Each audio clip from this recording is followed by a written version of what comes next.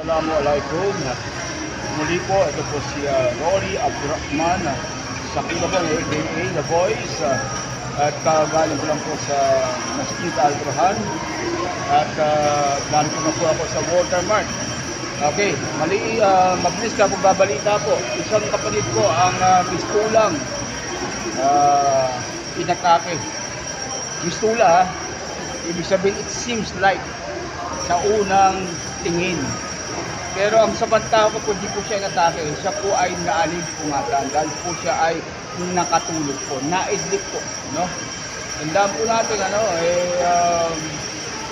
regular po siyang sumasalang din po sa AINA at siyempre kapatid po natin siya sa Islam.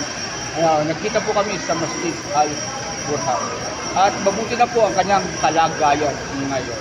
Mashallah, napakabuti ng Panginoong Allah. Alimpungatan lang yung